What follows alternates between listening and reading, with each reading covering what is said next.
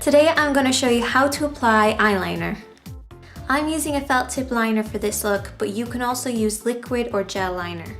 Place the side of your hand and your pinky on your cheek to add support. This will create a smoother line. Starting at the middle, work outwards with short, smooth strokes.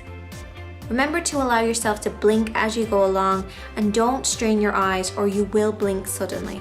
Once you have lined the outer edge, start working closer to the inner corner with short, smooth strokes joining to the middle as you go.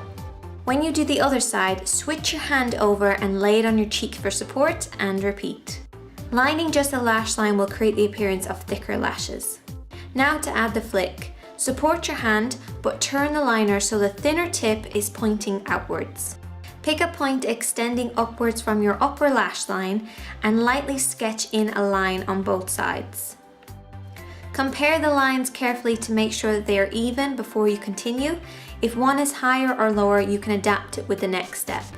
Thicken up the line either higher or lower, or just simply fill it in once you're happy with the shape. Join the tip of the line to your lash line, sweeping it inwards to create a smooth curve. To create more of a dramatic look, extend the tip slightly outwards.